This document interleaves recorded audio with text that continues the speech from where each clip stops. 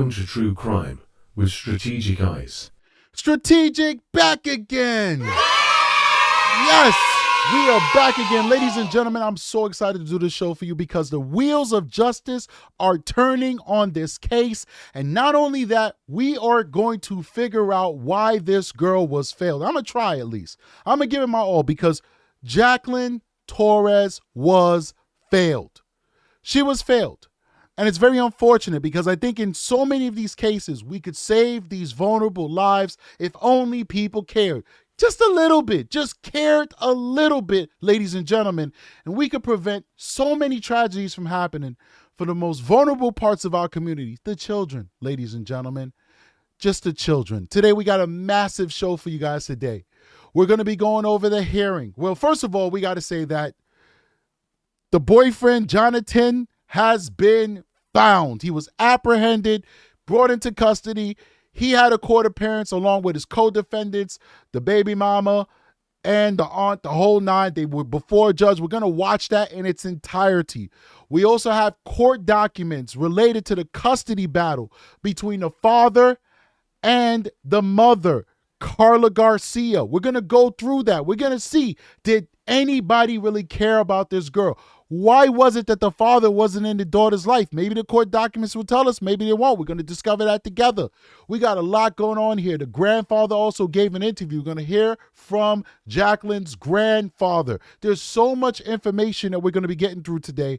I really think we're going to get a better grasp on not only the case and where it's going, but the family dynamics that surrounded this unfortunate victim, Jacqueline Torres. And this is beautiful because we want to give her a voice, and this is a part of giving her a voice.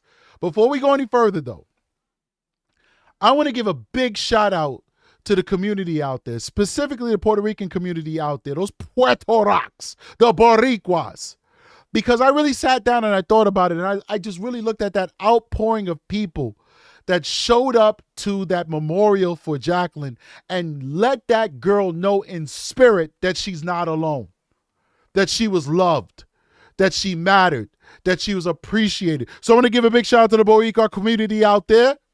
All right, you guys did an amazing job showing out and giving love to this girl, because the more that I look into this case, the more it feels to me that she wasn't cared for, that she wasn't loved the way that she was supposed to be loved. I also want to I just bring to you guys to your attention, somebody in the chat tried to correct me and say that I misheard and I need to go back and look at the statement again because the father said that the last time he saw her was on January 29th of 2025. Now, people make mistakes, but it always amazes me how, I'm a content creator. I'm not always going to be right. I am wrong sometimes. I really am. But it's helpful when people try and make corrections that they've actually done the research themselves and they're actually correcting you on something that you actually did wrong, not when they misheard what was stated. Now, first of all, before I show you guys the statement of the father, if the father stated that the last time he saw his daughter was on her birthday, which was January 29th of 2025, if that was a factual statement, then the father would be a liar. Why would he be a liar? Because the police came out, gave a press conference, and they clearly said that the last time they believed that this young woman was alive was in fall of 2024. You can't meet and speak to dead people, okay? She's not here. She wasn't with us anymore. Now, let's go to the statement. Big shout out to Research Crew. Research Crew does an amazing job on this channel. Many of these exhibits were put together by the Research Crew. We love you. We appreciate you. We thank you for your hard work on this channel. Now, this is Channel 3 News. This is the statement from the father. Torres claimed he had not seen or spoken to his daughter since before her 12th birthday, which was January 29th. That is why we went on a whole diatribe on our first video that we did on this beautiful young soul who's no longer with us. We went on a whole diatribe of what does that mean, ladies and gentlemen? What does it mean? Before the 29th could have meant anything. It could have meant a week before, a month before, a year before. Turns out before meant damn near September, October of 2024. That's what before meant, okay? So let's set the record straight, ladies and gentlemen. Before, not on. And that's important because we're going to be going through their custody hearings and we're going to see how much effort was put into seeing this beautiful young princess who was not appreciated, in my opinion, when she graced us in this earthly plane with her beautiful soul. Now she's with God and she's definitely appreciated in the bosom of the Lord, but she was not appreciated when she was here with us on this earthly plane. Guys, make sure you hit that like button, support the channel. We're about to jump into this. We need that support so we can get into the algorithm. All right, now let's jump into this. Let's start it out. Let's do it. We begin with breaking news. A third person has now been arrested in the death of a 12-year-old girl. The remains of Jacqueline Torres were found inside a storage bin and then left in a vacant house in New Britain. Now, right now, her mother, Karla Garcia, is charged with murder. Her aunt, Jacqueline Garcia, is facing cruelty charges. And just in the past hour, that breaking news we've been telling you about, Karla Garcia's boyfriend, Jonatan was taken into custody, finally arrested. Investigators say a little girl died last year. Now, when we look at the court video, he's going to look real busted up. Somebody put some work in on his arse. Somebody put some work in on his arse. I don't know if it was the cops when they was apprehending him. I don't know if it was the correction officers or if it was the inmates in the county jail, but somebody put some work in. But let's keep going. Her family lived in Farmington. Her body was kept in the family's basement and then moved to New Britain. Police say DCF was aware of the family, but they can't say more. There are other kids involved, but we are told they are safe. Well, as you can imagine, this case is not only taking a toll on the family, but communities in both Farmington and New Britain. This is Bob Wilson spoke to the little girl's neighbors. He joins us now live from New Britain with how she's being remembered. It has details on that breaking news of that third arrest. Bob? That's right. The third arrestee was walked right out here. Jonatan Anita's put into a state police cruiser, transferred into state police and taken off. We're supposing he'll be arraigned tomorrow. We'll have to confirm that. But right now, everybody glad he's in custody. The third person that gives everybody involved in this, as we know, is under arrest and in police custody. However, it has been a long day. As police were over in Farmington, the neighborhood over there, as she was allegedly killed there in that basement, held there for over maybe 6 months, and then transferred out. Tonight, everyone from the mayor to the police chief reacting. As a mother, this makes me sick to my stomach. 35 years, this is probably one of the worst cases. It's really heart-wrenching, and what a story. I mean, you know, this is a very safe area, quiet area here. You just don't even think that you're going to hear something like that 2 doors down. Police identified the decomposed 12-year-old found in a storage container in New Britain as Jacqueline Mimi Torres Garcia. Police searched a home in Farmington where they say she suffered prolonged physical abuse and malnourishment before she was allegedly killed by her mother, 29-year-old Karla Garcia, and her boyfriend, Jonatan. Police believe the 12-year-old was killed a year ago, stored in the basement until March when they moved to New Britain. Today it was full-blown. They had a whole year. A whole year, this little girl was in a barrel. You know those barrels that the Jamaicans put the stuff in to send back home? Those storage barrels? Who live around Jamaicans and Haitians? No knock on my Caribbean people. I'm from the islands too, but who live around Caribbean people? But the Jamaicans and the Haitians, they love doing it. You put the sneakers, the T-shirts, everything in them barrels and ship them back home. That's where they put this beautiful girl. They put her in a barrel, had her in a basement for a whole year. Who was calling for her? If there were 911 calls, guess what? True Crime with Strategic and the research crew would have those 911 calls for you right now on this show. There's no 911 calls. There's no nothing. There's no CPS, no Child Protective Services, no DCF, whatever acronym you want to call those agencies. Nobody cared. The whole year. Winter passed. Spring came. Summer passed. Now we're back in fall, and that's when they finally found her because they got tired of probably the smell coming out from the basement, so they decided to put her on a truck or what, a tow truck or something. What do you call it, a hand truck? lift her out of the basement and dump her in a backyard. First of all, what did they think would happen when they dumped her in the backyard? They were better off keeping her in the basement if they wanted to hide their crime, because obviously nobody cared enough to ask, where is Jacqueline? When they brought her to the rest of the world, they brought her out of the dungeon and into the world, we cared. The neighbor cared. The neighbor said, yo, somebody's storing some stuff in that backyard. It looks suspicious. Can you go check it out? And what did the police do? They went and they checked it out. But when she was in that basement, what I'm trying to put into your brains, ladies and gentlemen, is when she was in that basement, nobody cared. Nobody cared. Let's keep going. 5, 6 cars here, Farmington police were here, and then I saw the dog. I happened to be right outside when they brought the dog in. Who's ever living there or whatever, there were people outside and they were told not to go back into the place. A memorial continues to grow where her body was found in New Britain, but we are not going to identify the neighborhood where police say she was murdered out of respect for the neighbors who are visibly shaken by this crime. It was a happy kid here, she used to get walked home by one of the other young boys that was here, very, out into, out and about with the kids and everything. She was a really nice little skinny girl, but she used to take the garbage out for the parents all the time, but they were really kind of quiet. They had another smaller child and I think a bigger child. As far as this investigation is concerned, there's no other reports involving any of the other children that are involved. Unbelievable. And police night asking any witnesses in Farmington or New Britain who know any. All right, we're going to the next one. All right, so here we go. This guy was arrested, New Britain Police Department, with the help of other local law enforcement. Jonatan Nanita was taken into custody this evening. Further details regarding tonight's arrest will be made available at a later time. Our agencies would like to thank all those who attempted to assist us with sharing information leading up to this apprehension. This is him taken into custody. Apparently, when he just took him in, he was looking normal. But like I told you guys, when he gets to court, he's going to look all busted up. Let's keep going. This is the grandfather talking. Now, mind you, I never watched this. I wanted to react to this raw. And I feel for this man, and I have empathy for him. But I do have to say, because you guys know, here on True Crime with Strategic, we don't care. All we care about is the victims.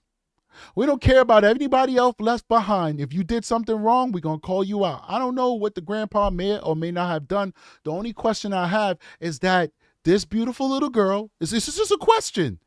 It's not an accusation. It's just a question. This little girl was in a basement in a barrel for a year. Why didn't anybody care? So I have never heard his interview before. Maybe he will elucidate us on why nobody cared. So let's hear from you, Grandpa, because we want to know why nobody cared. She was everything for me.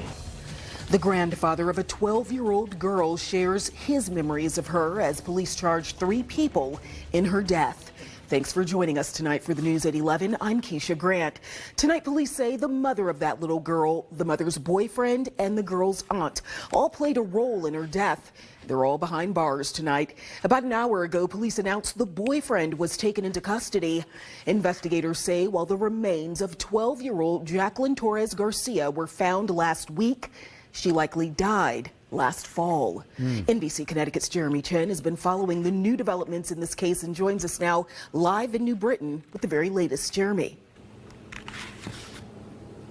Yeah, Keisha, within the last hour, we have learned that the mother's boyfriend, Jonatan Nanita, has been actually arrested by New Britain police. We are told this just again within the last hour. Details still remain unclear as to the circumstances of the arrest, but he has been arrested after being at large for much of the day. And this also comes as this case cuts deep for 2 communities, and police are still trying to work hard and figure out why this young girl was killed. She was my love. She was everything for me. It's been a hard few days for Felix. Somebody said it inside of the chat. Maybe he's going to elucidate us. I'm still waiting. Somebody said in the chat, why didn't he report her missing? Remember, all of these systems are set up that you can make anonymous allegations. You can make anonymous claims. You call a Child Protective Services and say, I have not heard or seen this child in X amount of time. I believe she's in imminent danger. And they have a duty to do a wellness check. That's Child Protective Services. They have a duty. You could call up the police and say, listen, I have not seen and heard from this child in X, Y, and Z amount of time. And the police have a duty to knock on the door and say, hey, listen, we just got a report. We just need to make sure that this child is alive. Can you please show us the child? Nobody called police, at least from my understanding, but let's see if Grandpa says something different. Osorio standing over a large memorial for his 12-year-old granddaughter, Jacqueline Torres Garcia in New Britain, who family members called Mimi. Candles, balloons, and flowers lined the front of a Clark Street property where police say the girl's decomposing remains were found inside a plastic bin last week. She was happy all the time, real happy. She liked to play. Britain and Farmington police say the girl's mother, Karla Garcia, and her aunt, Jacqueline Garcia, were arrested Sunday. Officers found and arrested the mother's boyfriend, Jonatan Nanita, the next day. And I can say that now our goal has always been to seek justice for Jacqueline Torres. Police say Jacqueline lived with her family in Farmington and believe she died there in the fall of last year, with the remains taken to New Britain. Investigators say they believe she was physically abused and malnourished. The mother and boyfriend are facing murder charges, and the aunt is facing a child cruelty charge. Farmington police saying it's one of the worst cases they've ever seen. It takes a toll mentally, physically, and it's very difficult for us to contemplate how this can happen in a civilized society like ours. Osorio says he hasn't physically seen his granddaughter in 2 years, and that the mother would always make excuses to his son, the father, about why his granddaughter couldn't FaceTime him. He was thinking all the time that Mimi just don't want to see him, and he don't want to push her. You don't want to push her. Only God is helping. That's an excuse? You don't want to push her? You her father, bro. You're her father. You're supposed to do everything in your power for family reunification. You're her father. It's not an excuse. Let's keep going.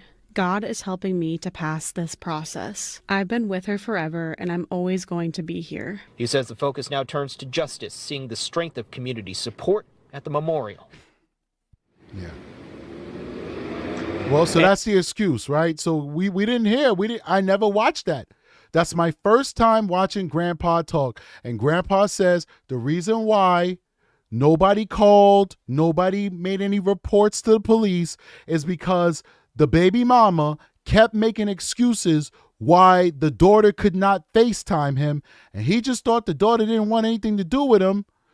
And he didn't want to push her. So he went and continued to live his life with his new wife, with his mechanic shop and his wife beauty salon, and the good life that they live in as small business entrepreneurs, right?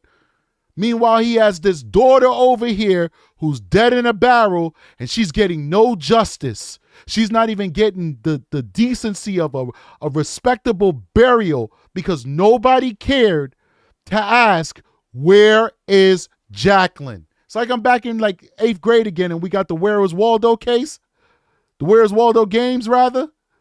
Nobody wanted to ask, where is Jacqueline? Nobody cared. They didn't want to be a pain. They didn't want to be pushy. Like I said, nobody gave a damn until she was dead. Let's keep going. And the State Department of Children and Family says it is reviewing its involvement with the girl's family, and also says Jacqueline's siblings are safe and are in police custody. Now, the mother and the aunt are expected in court tomorrow morning. It's unclear whether the boyfriend will be joining them in court as well. Keisha? Well, Jeremy, you mentioned this little girl lived with her family in Farmington. Has the school district commented on whether she went to school in town? She's homeschooled. Well, Keisha, we did reach out to the Farmington School District. They say that they're sending their condolences to the family, but that Jacqueline never attended Farmington schools. From what they understand, they were told she was homeschooled. All right, so I Jeremy Chen joining us live there in New Britain. I want to be fair here, right? Because, maybe they moved far away. Maybe it was very difficult for this family, this extended family, to actually find this little girl, knock on her door, say, hey, I know that, you say she don't want to talk to me, but can I at least see her through the window? Can you open the door and show her to me and then I'll leave? Maybe, because, if dad is in a different state, It's kind of difficult, regardless of whether you're a small business owner or whatever. I don't know. This guy got arrested for drug dealing and having weapons. I'm pretty sure he had a nice little stack, seed money, allegedly. I'm just talking out my arse right now. Seed money for these businesses. I don't know. But if you out of state, maybe it's a little difficult to go fly and go see. So let's see how far these people were from each other, right? So we go over here. Big shout out to the research crew for putting this map together. These are all the different locations that these folks reside in. This is the community. This community, everybody's within 30 minutes of each other. So when Karla lived in Farrington, this is the purple right here, Farrington. The father's job was all within 30 minutes. The father's business, rather, not his job. He's the boss. All within 30 minutes. The stepmother's business, all within 30 minutes. The stepmother's business was within 3 minutes from where her body was found. In June of 2024, Karla lived over here. Once again, less than 30 minutes from his job that he owns. Less than 3 minutes. Maybe we kind of look a little bit closer over here. Maybe we'll add a minute and say less than 4 minutes or less than 5 minutes, to be fair, from where the stepmother works.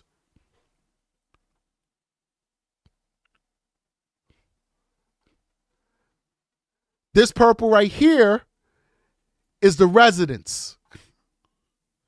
This is where the father and his stepmother live. So we showed you their businesses. Just the father's business, which is orange. The stepmother's business is in blue. This is where they actually lived. The father lived pretty much within 10 minutes. Within 10 minutes of the old home of the baby mother of Karla and the residence where the baby was found. And even the new residence where Karla lived. He lived within 10 minutes of the crime scene, 10 minutes of his ex-girlfriend, baby mama's new residence, 10 minutes of the baby mama's ex-residence, prior residence. You mean to tell me this man couldn't get in his car and go see what was going on with his baby girl? You guys understand why I'm so hard on these parents? Because they're not protecting these kids. They're not protecting these kids. This is why I'm so hard on these folks. Let's keep going, man. Hopefully the commercial don't play. At Johnson & Wales, students explore. All right, you got 13 seconds till this one comes in. Big shout out to everybody who's watching the stream right now. Please hit that like button. Hit the like button. Support the channel. All right, we need those likes so we get into the algorithm so that the show can grow. All right, let me go ahead and take this off mute. Perfect. Let's do it. Really shocking the state. Thanks for joining us here at 6. I'm Stephanie Simone. And I'm Erin Connolly. Good evening. Karla Garcia is accused of killing her young daughter, Jacqueline Torres. Garcia's boyfriend and sister are also charged. Tonight, we have team coverage on that case. Your chief investigative reporter, Sam Spank, is looking into the suspect's criminal history. More on that in just a moment. But we do want to start with Dylan Fearon, who was in the courtroom today. He is joining us live in New Britain with all the details. Dylan. Well, Erin, Stephanie, it was as intense as it could possibly get today in court over in Torrington. A packed courtroom, at least 25 members of Jacqueline's family. And we're going to see that in a second, guys, so just hold tight. We're getting there. We're getting there. We're painting the story. We're marching towards that courtroom. We're going to get there. Make sure you hit that like button along the way. We have 258 people watching right now, 160 likes. Let's get those likes up. You're not liking because you agree with what happened to this young victim. You're liking because you appreciate the fact that we have the courage to come here and share this information with you. Remember, this is all local news. This story should be all over national news. All over national news. But for some strange reason, Nobody cares. Strategic is one of the few YouTubers that are talking about this story. We were one of the first, if not the first YouTuber to talk about this story, and we're still, maybe one or two have joined us, which is good. We don't want to be the only one. We want to bring awareness to this. We want everybody to talk about this, but maybe one or two have joined me. If you type in her name, all you're finding is True Crime with Strategic, because we care about giving a voice to the voiceless. So hit that like button so that YouTube can show this video to a wider audience and we can bring awareness to this beautiful girl. Let's keep going. Inside the courtroom, of course, they're angry, stunned, heartbroken, and you also had 13 court marshals inside as well, trying to keep things controlled and calm, but it was tough. Oh, look at them. I told you they put some work in. They put that work in on him. They put that work in on him. I told you. Y'all thought I was playing? This ain't Halloween, baby. He don't got makeup on. They put that work in on that boy. This is what happens when you victimize young people. This is what happens when you prey on the defenseless. There's always going to be a bigger fish in a pond. I learned that from a young age. That's why I always stayed humble. I'm a big guy. I'm 6'1", always been a big guy, but I've always been humble because I grew up in the hood, and from a young age, I always understood one thing. There's always a bigger fish in the pond. You think you Big Willie till you meet Big Willie. You thought you was the man when you was out there victimizing this little girl until you met a bigger fish and they victimized you. Welcome to reality, bro. It hit you right in your face. And it's just begun. Let's keep going. This is the beginning of a long journey to get justice for Jacqueline. Her own mother, Karla Garcia, charged with murder. She realizes the camera's on her today. Oh yeah, baby. They're gonna put that work in on you too, mama. They're gonna put that work in on you too, mama. Don't worry. Her head to hide. Then starts crying when it hits her. There's nowhere to go. A heart tattoo on her neck. Now she's being called heartless by folks in her New Britain neighborhood. I'm just glad that God, was able to get them caught and deserve what they get. Garcia's boyfriend, Jonatan Nanita, is also charged with murder. He was arrested last night, now facing a judge with a fresh black eye. Yeah, pretty boy. They're going to make you real pretty in that prison. You're going to be real popular, big boy. Don't forget, True Crime Strategic. I made a whole life investigating sex crimes in the prison. It's real and it happens. You play with kids, people gonna play with you. I'm not trying to wish nothing on nobody. That's not funny. That's not a game. That's not something you should wish on anybody. When I tell you that stuff, I'm telling you that from a professional point of view. They got a way of dealing with people that mess with children. And it's very unorthodox. Let's keep going. And cuts on his face and forehead. Bond set for the couple at $5 million each. Public defenders made it clear they can't pay it. To see the guy's face and is already messed up. I'm sure where he's going, it's going to be justice before the courts happen to deal with justice. And they deserve it. Jacqueline Garcia is Karla's sister, young Jacqueline's aunt. She's charged with... Look at these women, man. They like thugs. Look at underneath her chin. She got a tattoo underneath her chin. Like, what are these people? Thugs and gangsters? Like, what's wrong with these dudes? These dudes will put their peen in anything. They put their peen in anything. Like, they not even looking for ladies. They looking for dudes. These ladies is gangster. Look at her. Let's run that back a little bit. Look at her neck. What is that? Young Jacqueline's aunt. She's charged with intentional cruelty and with $1 million bond. Angelina Torres lit a candle at Jacqueline's memorial today. There's no words for this. Every bit of it. Yeah, she deserves this and more. She deserves true justice. I like my ladies soft and squishy. Like, those ladies look hard. They look weathered. They gangster. Unbelievable. Pray that she's in heaven and she's safe and sound. The specifics on how 12-year-old Jacqueline died and why still haven't been made public, but police believe Jacqueline died a year ago in Farmington, that she was a victim of abuse, malnourishment, and neglect, that her body was secretly kept in the family basement and moved when her family relocated to New Britain, eventually put in a container and left behind this abandoned home. Jacqueline's remains were found here Wednesday. Her father, Victor Torres, too stunned to speak today, but told us last week he didn't have custody of Jacqueline and has been living out of state. If the story is true, It's a really sad situation. You know, I don't wish this on anyone. May she rest. He said he living out of state. The information that we got from our research says that he lived right in town. Listen, it is what it is. Everything we say is just our opinion. That's all it is. We just telling you our opinion. And it's alleged, but I'm going to stand by our research. I'm going to stand by our research. Whether the man lived in state or out state, he had a lot of assets in that community. He had 2 businesses in that community. But it is what it is. Let's keep going. Peace. And family continues to mourn at Jacqueline's memorial right now. Aaron and Stephanie keeping it clean, keeping it looking nice. We've also received many questions about Jacqueline's schooling over the past year or two. We did find out tonight that Jacqueline was enrolled in the New Britain school system from kindergarten through 5th grade. But then on what would have been her first day of 6th grade back in August of 2024, her mother, Karla Garcia, pulled her from the New Britain school system, told people that they were moving to Farmington, which they did, and that Jacqueline would be homeschooled. But based on the police department's timeline, Aaron and Stephanie, it seems that Jacqueline may have died just 2 months after she was pulled out of the school system. Wow. Here. I'm a reporter live in New Britain tonight, Dylan Fear in Channel 3, Eyewitness News. That's crazy. We're going to keep going. I'm not going to read the articles. The articles basically said what they said inside of this news briefing. Sometimes they give you a little bit more, but for time's sake, we're going to keep pushing.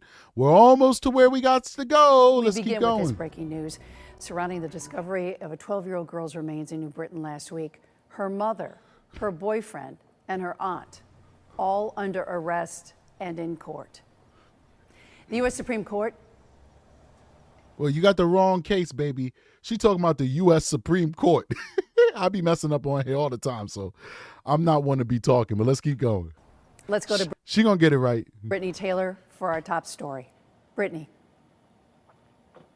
Hi, Ann. Good afternoon. It was quite an emotional day here in the courtroom for the arraignment of the mother, the aunt, and a third person that was arrested in connection to this little girl's death. Supporters wearing these white sweatshirts appearing to have the image of 12-year-old Jacqueline Torres. They packed the gallery, many of them towards the end of the arraignment. I still can't believe they beat that boy arse. Did you see his face? Oh my Lord. Somebody went to town on him, man. They beat his butt. Oh my word. Were yelling profanities, disrupting the proceedings, and had to be thrown out. Let's recap what happened for you. So let's start with the first suspect, which is the victim's mother. Her name is Karla Garcia. She is 28 years old. She is facing murder charges, and we heard that she does have prior convictions, including assault. She also deals with mental health issues. The judge setting her bond at $5 million. Next is the aunt of this little girl. Her name is Jacqueline Garcia. She's 29 years old. She is facing charges related to cruelty. Mind you, Jacqueline had already gotten convicted for assaulting a 5-month-old. She got convicted and did some time, probation or some crap like that, for assaulting a 5-month-old. That's what I'm talking about. Like, you assault a 5-month-old and then they give you probation. Like, that's not enough to send you to prison. So they let her go on probation, and what does she do? She participates in the unaliving of Jacqueline Torres. You got to make it make sense, man. I'm all about giving people second chances, but why do you give second chances to violent people? It's one thing if you steal something, or you this, or you that, or you funny with the money, whatever. But it's another thing when you are hurting vulnerable people. Why does our criminal justice system believe that you need like a second chance and we don't hold you accountable for what you did? Make it make sense. We don't hold you accountable for what you did. We give you a second chance, you get out, and then you do the same thing to somebody else. How many times does that happen? How many times do we have to go through this vicious cycle until we finally figure out it doesn't work? It doesn't work. Doesn't work. Guy grabs a lady walking home from work, midnight, pulls her in the alleyway, tries to rip off her clothes. She fights him off, gets away. They catches the guy. Well, it's an attempted rape. So we'll give you probation for the attempted rape. He comes out, the next girl, he completes the action. Why didn't we lock him away when he first? Yes, he did not get it. He didn't complete the action, but he wanted to. He wanted to. I don't think that there should be a difference between rape and attempted rape. You know who changed that in New York State? I mean, I just gave you the answer. New York. There's no difference now between rape and attempted rape. It's the same thing now. Other states need to follow suit with that. There's no difference, because if we can establish that your intent was to complete the action, why does it matter that you didn't complete the action? We should celebrate that the victim was able to get away and not allow you to complete the action, but now they're also able to participate and get justice. It should be the same thing. If you do what this lady Jacqueline did to a 5-month-old, break their ribs and abuse them, and you get found guilty, you should go to jail. Jail. Does that make sense? Instead, we let her out on probation. We found her guilty on the top charge. It's not even like she pled down to something lower. We found her guilty on the top charge, and then we put her on probation. Does that make sense? And then what she go do? She kills Jacqueline. Unbelievable. Make it make sense. Does that make sense? It doesn't make any sense to me. She does have a prior conviction as well, from what we heard in court. Her bond has been set at $1 million. Now let's go to Jonatan Nanita, who is 30 years old. We heard in court that he is dealing with homelessness. He is also facing a number of charges, including murder and tampering with evidence. We heard That's that another thing with these ladies, right? You know you're not doing good, right? So you get with a bum. I don't want nobody come in my chat saying, strategic, don't be calling people bums who are bums. That's not nice. It's a bum. You know you're not doing good. We're going to look at those court documents. She's on welfare, all that stuff. They have no job. These people got tattoos all over their body and all that stuff. Most of them are not employable because of the way that they present themselves. And instead of you trying to go out there and get a good man and say, you know what, let me try and attract a good man, etc., you go find yourself a bum. The type of guy that's going to know you're abusing your daughter, and instead of doing what a real man is supposed to do, which is supposed to protect vulnerable people, regardless of whether you're their kin or not, you're supposed to protect vulnerable people. Rather than that, the type of guy that turn a blind eye and assist in hiding the body. Make that make sense. was an outstanding warrant for his arrest. He also missed court dates. He has some prior convictions as well. His bond was set at $5 million. To recap this case for you, let's go to Farmington. We have some scene video for you. This is where this little girl, 12-year-old Jacqueline Torres, died, according to police.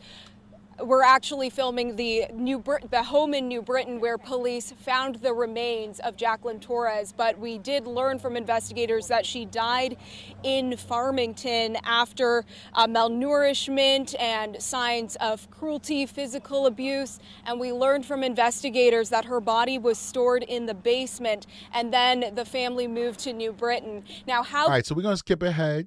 Real quick, before we go to the trial, Kimberly Woods. There are other people who had this on their page. I think what's this guy name? Lost Fidel. And the original poster was Kimberly. And I'm not sure. I read the Lost Fidel, and I could be wrong. I want to pull that up real quick. I want to pull up the Lost Fidel, because I don't want to say something incorrect. Is this it right here? Let me see. Boom, boom, boom. Da-da-da-da-da-da. Okay. Yeah. So I looked at his posts, and I don't do Facebook except for when I'm looking for stuff, so I don't know what the culture is on Facebook, but it doesn't appear that Lost Fidel gave the proper credit to where it was supposed to go. It looked like it was Lost Fidel who got these text messages, but it's not. And there's no knock on this guy. I don't know him. I'm not trying to knock him in any way. The real person who got these text messages, who was communicating with the mother, allegedly, Karla Garcia was Kimberly Woods. All right. So we're going to use, this is her post. That was one of the hardest interviews I had to do, but it was worth it. Justice served. But what I found out shocked my soul when I found out baby Mimi was not only dead since September 19, 2024, but also Karla had another child pretending to be her during wellness checks. I knew this interview was taking a left turn. Thank you to my best friend, Vanessa Hall, for being the co-host and asking the questions we needed to find out. I was being played like a flute where I thought I was helping an abused, terrified mom clear her name. I then realized I was in the face of a stone cold murderer. Justice for Mimi. This is a huge interview that this woman got. And that's why I went that extra mile to point out that it is her who got this information. People on YouTube, Facebook, Instagram, wherever the hell you are, give credit to the people who are doing the hard work.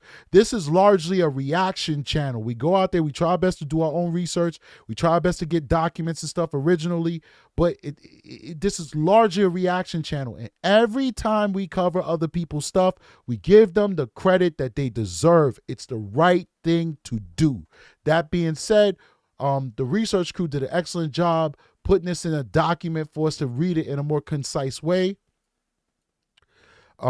Let's read it. The research crew is amazing. Look at this.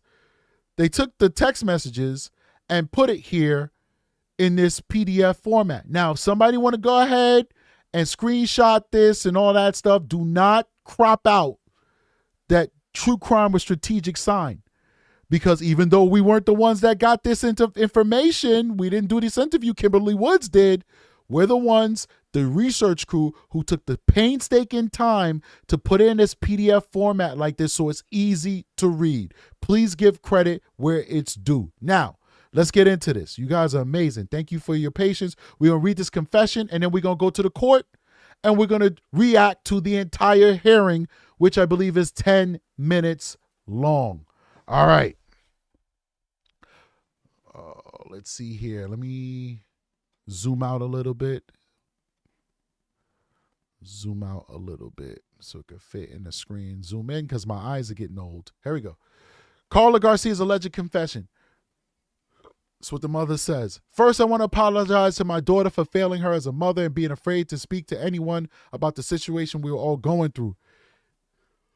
If you have been a victim of DV, you'd be afraid as well when someone is threatening to end you and your other kids if you speak. So she chose kids over other kids.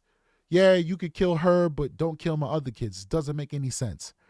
Being mentally and physically and verbally abused every day, not knowing what to do, who to tell, who to be afraid of. Yes, I was wrong for not speaking up, but Victor, where were you when your kids needed you? ? Yes. They gave me full custody because you never showed up for your kids.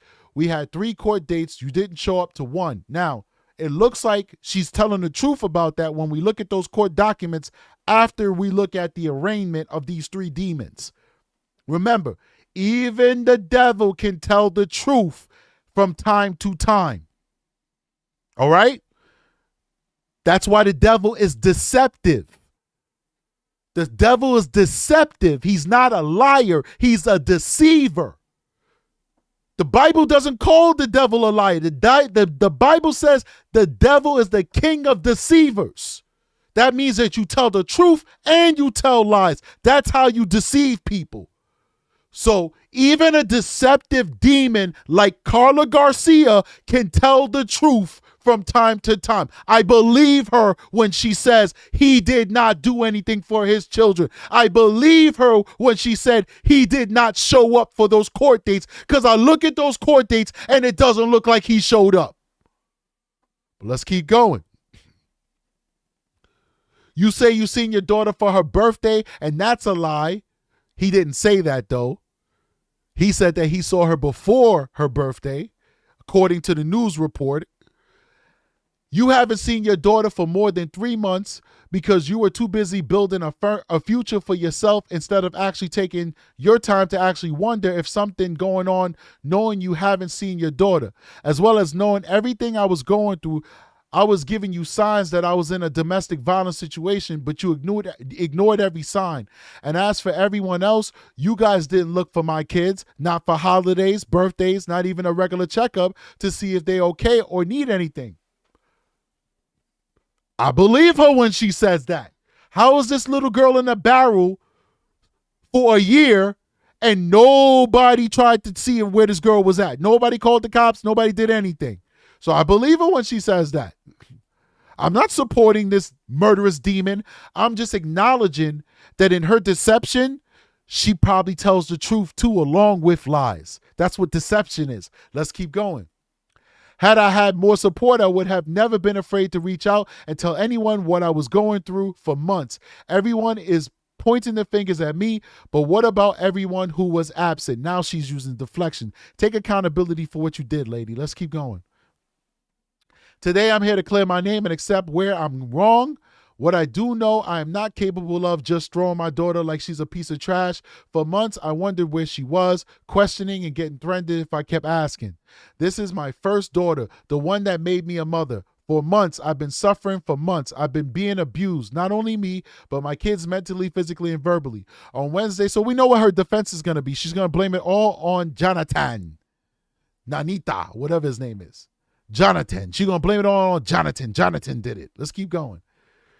On Wednesday, the first day of the situation, I was not arrested. I was being threatened, and I feared for my life, so I stopped at the scene and asked for them to help me because I was being chased by people with guns, and this is exactly what I was afraid of being looked at. I did this when I did nothing but not speaking when I was afraid. So part of not speaking up was being afraid. When I got to the police station, they told me that I was not arrested. They just brought me in because they wanted to keep me safe and asked me questions as they should. Let's keep going. Then they asked me if I wanted to speak to the police, and I told them I had no problem speaking to them because I had nothing to hide, and I cooperated with everything because I did nothing. I know I didn't put my daughter in that container and throw her like she's a piece of trash. I'm grieving as well as I'm hurt. I lost my baby girl. There's nothing in this world that will ever make me accept the fact that she's no longer here. My heart is broken for her siblings, her father, her family. I'm sorry I was afraid. I'm sorry I failed you. I want justice just as much as anyone else. So please stop making fake news articles, making up stories involving people that have no fault in what's going on. No one knew what was going on. Most importantly, my sisters. So now she's trying to clear her sister who was arrested for assisting and abusing this little girl.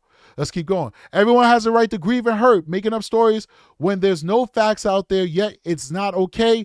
Threatening and harassing me isn't okay. You guys want justice, but all over social media saying where I live, where I be, wanting to harm me, wanting me dead. I'm still a mother who lost her child, who was afraid of an abusive man who threatened her and her kid's life every day. Everyone who truly knows me knows I'm not capable of something so cruel. That is what the mother had to say to Kimberly.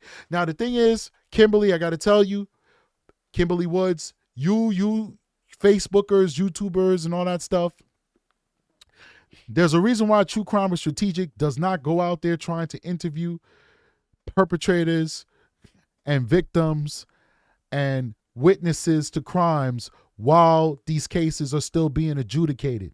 And the reason is that, Kimberly, I hope you have money for a plane ticket, and it's not throwing any shade at her. I'm just giving you the real deal, Kim.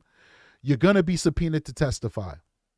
You are a material witness to a partial confession by the prime suspect in a homicide. You will be going to court. A lot of times people don't know this because you're not in law enforcement, but take it from True Crime and Strategic, active duty detective. Hopefully this municipality is nice enough to pay for your hotel and your travel. They should. Most municipalities do. My municipality would definitely pay for your travel and your accommodations, but some of them don't. They'll subpoena you and they'll give you a little stipend of $40 or $60, and they expect you under subpoena of court to show up. And if you don't show up, it's contempt of court. So make sure you pack that ready bag because you will be testifying in court probably a year from now. Just letting you know. Just letting you know. All right. Now, let's go to the hearing, ladies and gentlemen. Let's react to this bad boy. Garcia, she is 28 years of age, residing in New Britain, has been there for 2 months, lifelong resident, state of Connecticut. Not currently employed at this time, was looking for warehouse-style work, does have high school education and a little bit beyond that as well. Some medical issues reported to our office, prior substance use, no mental health issues reported. In regards to cases, she is currently on parole. There is a parole remand lodged. She's on parole. She's on parole for beating that 5-month-old and breaking their ribs. Don't forget that, ladies and gentlemen. She's a bad hombre. Let's keep going. The case for New Britain, pled out September 11th.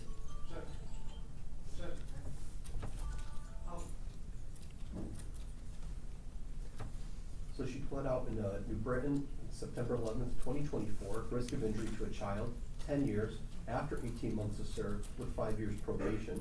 The parole remand has been lodged. The max date for that parole is April 19th of 2026.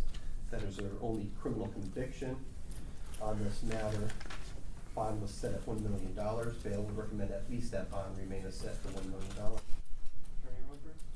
Honor, did review this warrant. Your Honor, given the facts and circumstances of the case, the nature of the charges, the criminal history, the state is going to ask that bond remain as set on the warrant at $1 million. The state would ask for the following non-financial conditions of release.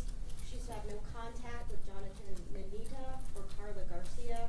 She is to have no contact with NG, date of birth April 25th, 2014, JN, date of birth April 2nd, 2021, MN, date of birth September 22nd, 2022, and AN, date of birth January 7th, 2025.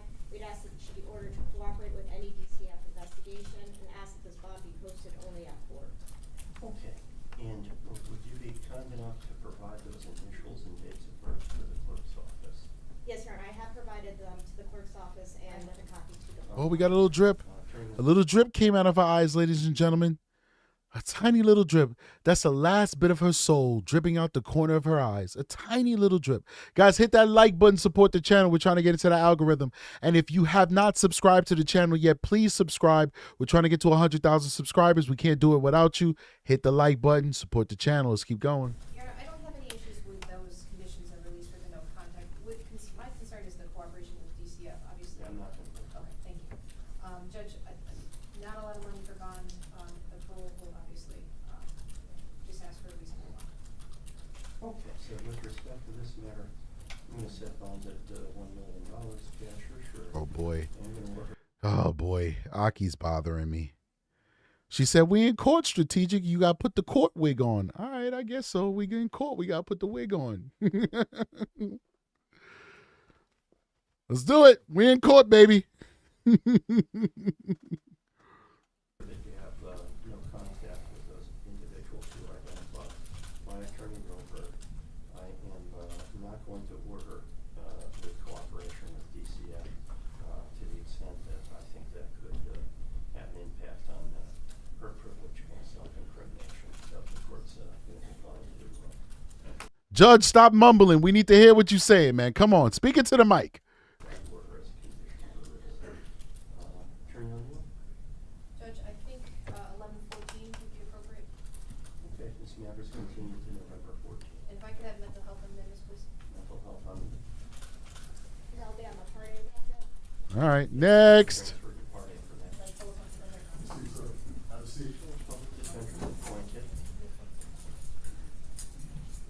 That's Mama right there. Look at Mama. Mama looking real gangster. Yes, Miss Karla Garcia, she is 29 years old, currently resides in New Britain. She is a lifelong resident of the state of Connecticut. Not currently employed. Some high school education reported to our office. No substance use issues, but some mental health issues have been reported. In regards to cases, no pending matters, Your Honor. Last conviction was April 2019, again out of New Britain, assault in the 3rd degree. She was placed on a 1 year suspended, 2 years probation. No other criminal record found for Ms. Garcia. In regards to this matter, bond was set at $5 million. That bond appears appropriate. I recommend that bond. She said they got the cameras in my face. Oh. They got cameras in my face. Does that make sense? Oh, gosh. Attorney Wilbur? Your Honor, again, this court did review the warrant in the matter. Given the facts and circumstances of the case, the nature of the charges, state is asking that bond remain as set at $5 million. State is asking for special conditions of no contact with Jonatan, Nanita, or Jacqueline Garcia, no contact with NG, date of birth April 25th, 2014, JN, date of birth April 2nd, 2021, MN, date of birth September 22nd, 2022, and AN, date of birth January 7th, 2025. State is requesting that, again, she be ordered to cooperate with any DCF investigation and that this bond be posted only at court. Again, Judge, the same objection to the DCF cooperating with DCF. We have no issue with no contact. Okay. Attorney O'Neill, count one, I believe it's count one, but your client is entitled to probable cause hearing. Yes, Judge. Is she aware of that? We talked briefly.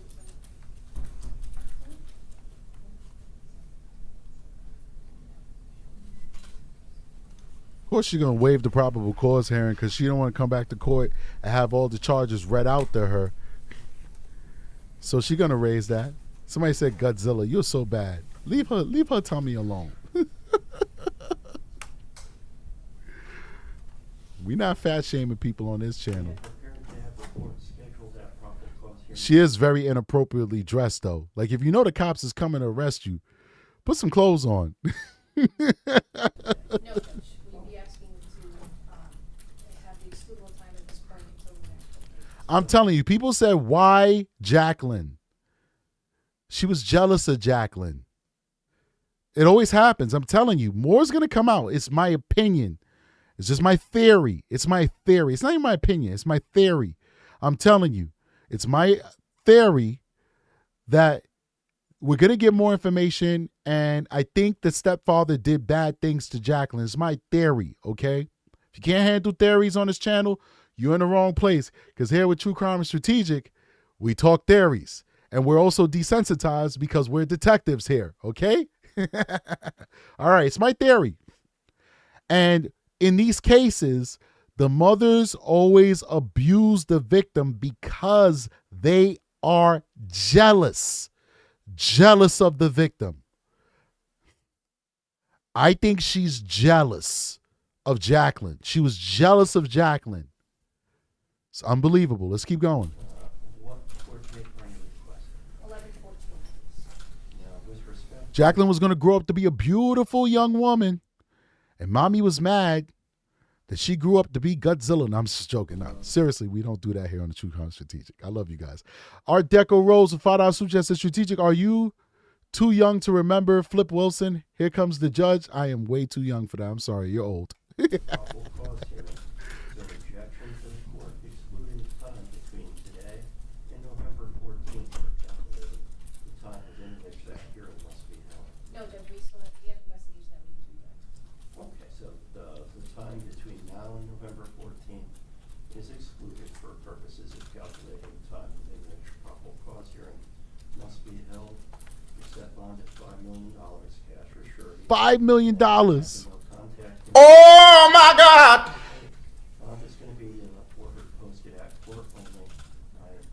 Again, I'm not going $5 million. cooperate with DCF to the extent that such an order may implicate the privilege. Yeah, she keep the prosecutor keeps saying that they want the judge to order them to cooperate with DCF, and the judge basically say, yeah, cooperate with them up to the point where, you know, it'll hurt your criminal case. Basically is what he said. That I've never heard of that before, because cooperating with DCF or whatever, this is a criminal case. So unless you're talking about cooperating with them in reference to the other children, I get that. But you can't tell them to cooperate with DCF and give statements to DCF that's going to be used against them in their criminal court. Because any material that's generated with DCF or anybody else is all Rosario material. And that stuff could be used against them in a criminal court. So that doesn't make any sense to me, but the judge made it make sense because he's like, to the extent, which means that the extent could be nothing, really. You know, we refuse to comment because it's going to hurt our case. Big shout out to David, a $20 super chat says, do women that go to prison face the same justice inside as men do? It's a little different in female prisons, but they do get their butts kicked, but female prisons are a little bit different. I would say you're 10 times more likely to get prison justice in a man prison than you are to get it in a female prison.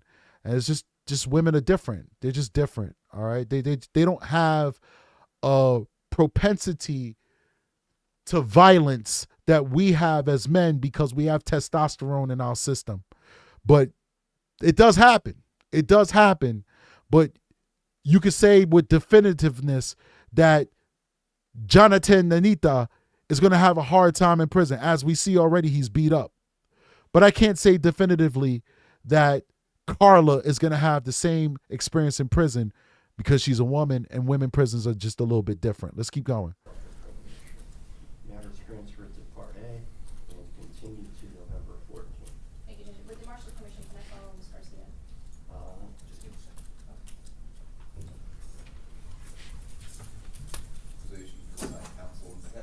Look at him. She did that to him. I know she did it. Look at her. She looked like she just finished putting the work in on his ass. I'm telling you, she did it. Allegedly. I have no evidence, no proof of it. I just see it in her face. This officer beat Jonatan Nanita.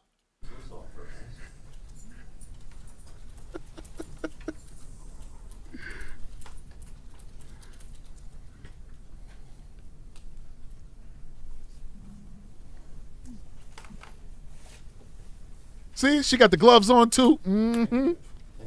Mr. Bill. Yes, Your Honor. So Mr. Nanita is 30 years old. Reports he's currently homeless in the New Britain area. He's a bum. 30 years old and currently homeless in the New Britain area. You a bum. Has resided in Connecticut his entire life.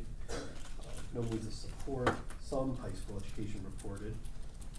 Denied any substance use or mental health issues. In regards to the matters, he has a warrant outstanding out of New Britain Police Department. Dated the warrant is October 11th of this year.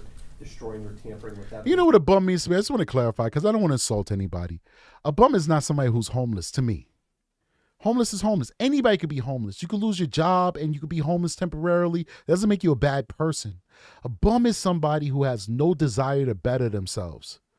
A bum is a guy like him who leeches off of women, abuses children, does not stand up for the weak, does not possess any of the values of what a man is supposed to possess, which is to be a protector and a provider. That is a bum to me.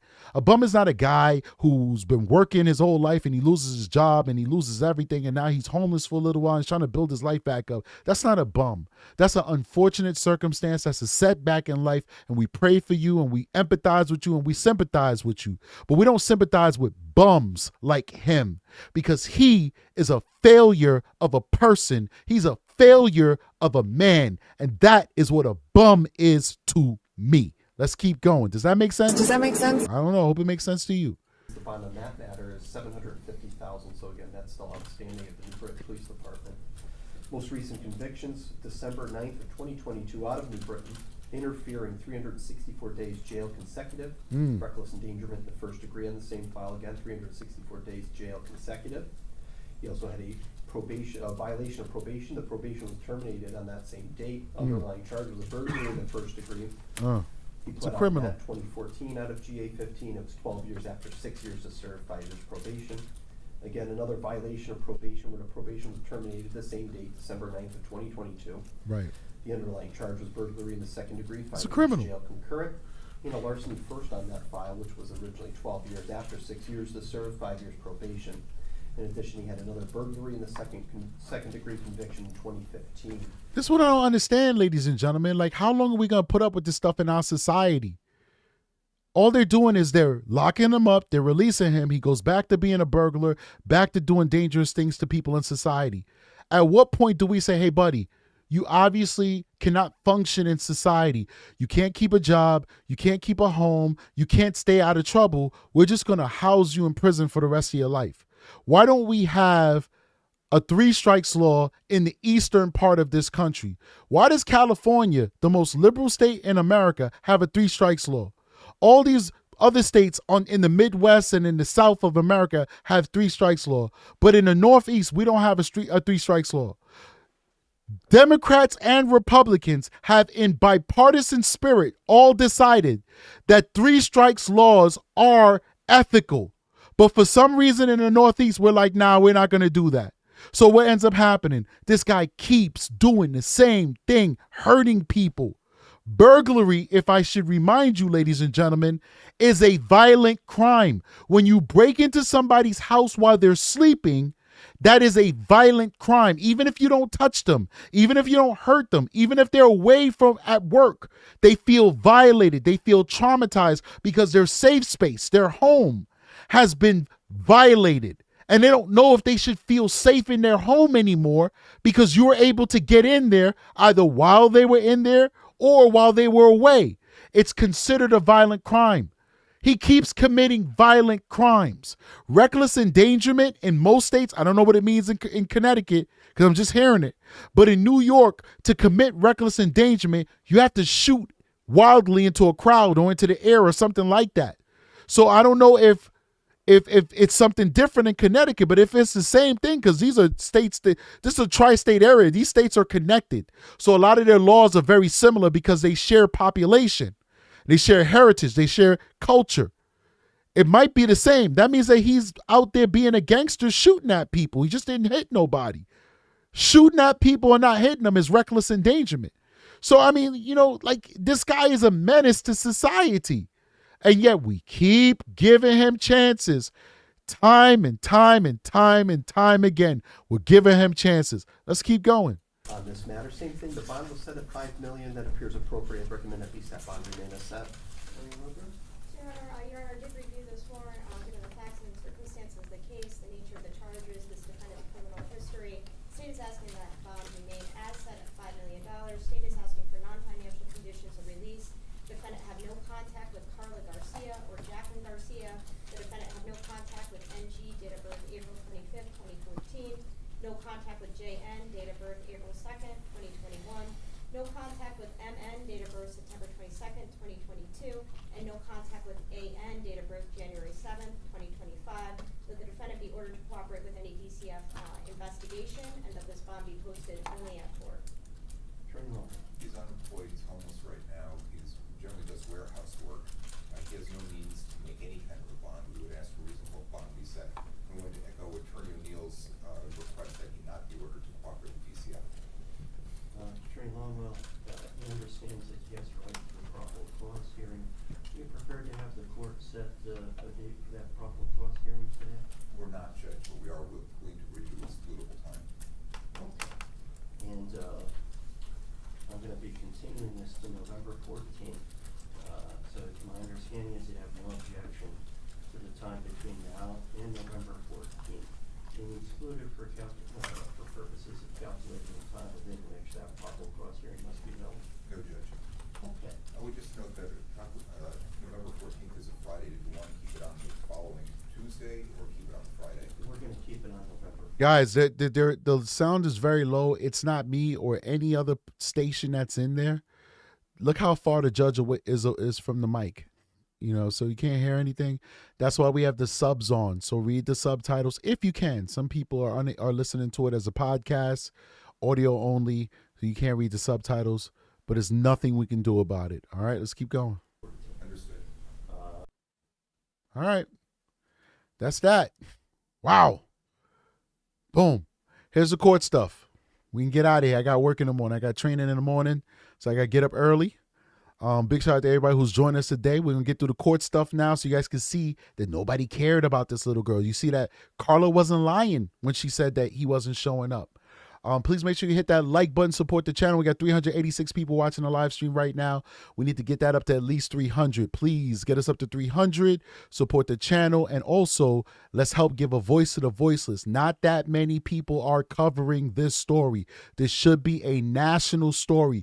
True Crime with Strategic is one of the few YouTube channels willing to give a voice to this beautiful little girl, Jacqueline Torres. Help me on this endeavor. Hit that like button so we can get into the algorithm and we can be shown to a wider audience. So here is the court documents that the research crew was able to ascertain and obtain rather for the show. All right, so in this one, it's pretty interesting. Victor is the one who filed for custody from Karla. This is in 2023. Now, I don't know why. There's many reasons why people file for custody. Number one, they don't want to pay child support. Number two, they just love their kid and they want full custody. Think the kid might have a better life with them. Who knows? Who knows? But Victor did in fact file for custody for Jacqueline Torres, and the filing started in July 14th of 2023. They had tons of hearings, blah, blah, blah, blah. They move kind of fast in this jurisdiction because, man, they be spreading stuff out in other places because, there's a backlog. What ended up happening is that it was dismissed. It was dismissed. It looks like, it appears to me from my reading of this, and I could be wrong, that he did not show up and they just dismissed it. So he started it, but they dismissed it because he did not continue to cooperate for whatever reason. He could have also asked to have it dismissed, but it looks like Karla was correct when she said that they had like 3 hearings and he did not show up to them. The next one, Karla, this is what the 2 that we were able to find. Karla said 3, we were able to find 2.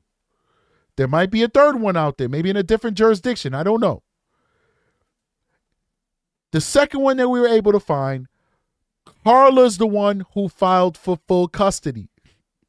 If you look at these hearings, it looks like the judgment was put in her favor and she was given full custody.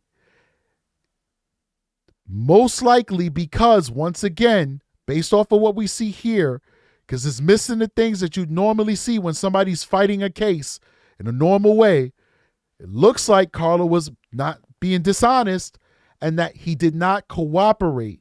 And because he didn't cooperate, they gave a final judgment to the mother, granting her full custody. We look here that she basically saying she's on public assistance up here, that she cannot afford to pay for the child custody, for like the court costs and the parenting education. And so they waived that stuff and let her go for free. And she actually went. She went and did the parent training program. And then she had her certification of court parenting education program. She did that. And then after that was the proposed order. And then you have the return of service. This is like, did this guy come to court?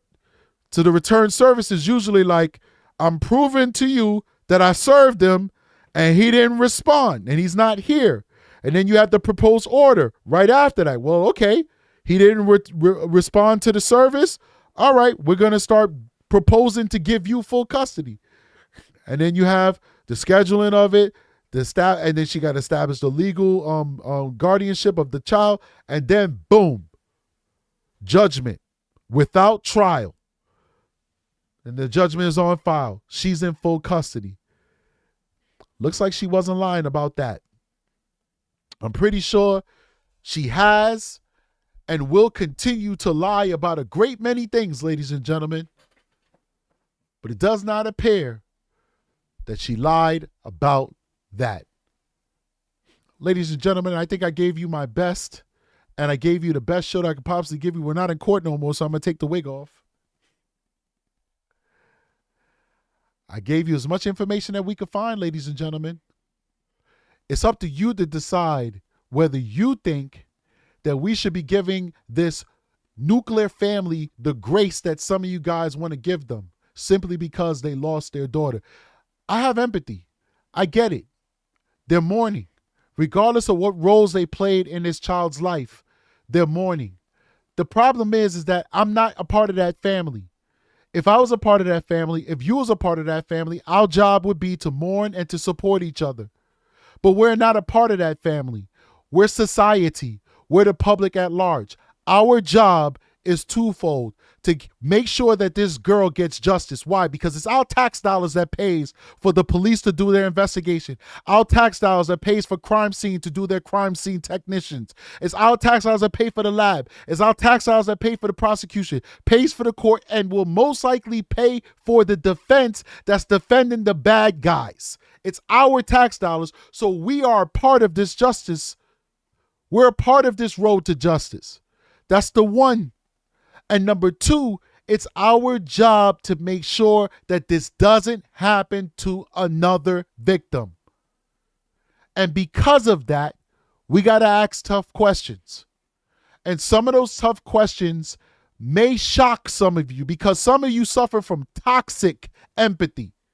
You empathize with people so much that you're not willing to ask those tough questions because you don't want to seem like you're a bad person. It's not bad for you to ask those tough questions. And the questions that we have to ask is, where were you? Where were you? Where were you when Jacqueline was in the basement in the barrel? Where were you when Jacqueline spent a year in the basement in a barrel? Where were you? Because that abuse didn't just start. Where were you when Jacqueline was being abused and she was alive? Why weren't you somebody she could trust as a 12-year-old girl to say, or 11 at the time, to say, I'm being abused, I'm being hurt, I need help?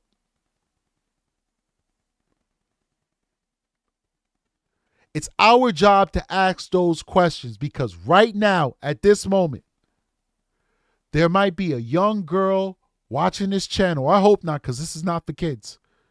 There might be a parent watching this channel. There might be an aunt and an uncle and a grandfather and a grandmother and a friend and a neighbor watching this channel. And maybe through us asking that question, where were you? They might get the wherewithal and the courage to start asking that question themselves. Where am I? I have not heard from this loved one in this amount of time. Maybe I should do something about it. And maybe that action might save a life. This is not a channel for kumbayaing and mourning. This is a channel for asking tough questions and for giving a voice to the voiceless. So it may be unsettling to some of you with your toxic empathy. No disrespect. We need people like that in this world. But here we're going to ask those tough questions. Where were you? Ladies and gentlemen, I want to thank you for your time, and I want to appreciate all the support that we're getting for all you folks out there. We're on our road to 100,000 subscribers. If you haven't hit the like button yet, please do hit that like button now. And if you're watching us and you haven't hit the subscription button, please do subscribe to the channel so we could get that goal that we have set for the end of the year of 100,000 subscribers. Big shout out to all my members who are in the building. Members are graced with the green screen names. That means that they're members of the show and they're supporting us. Big shout out to all of my Patreon members who are not a part of the membership but support me out on Patreon. I got a big announcement. We will be raising the price of our Patreon to $7. We're putting so much content and so much effort into the Patreon. We have to do it because it's taking a lot of time to support the Patreon and the membership. We're not touching the membership. The membership is fine. The tiers there are perfect. It starts at 99 cents. Go consider becoming a member of the Patreon. Starts at 99 cents. But the Patreon will be raised to $7. Now, I haven't raised it yet. If you join the Patreon now, you're locked in at its current price of $5. And it stays that way as long as you maintain your membership. So if you were thinking about joining the Patreon before, you might want to consider doing it now, because if you do it a week from now, it's going to be more expensive. But if you do it now, you're locked in and you never have to pay more until you decide to cancel your membership and then come back at a later time. Just giving you a pro tip. Get it while it's cheap. Anyway, I'll see you guys on the next one. Strategic is out of here. Peace.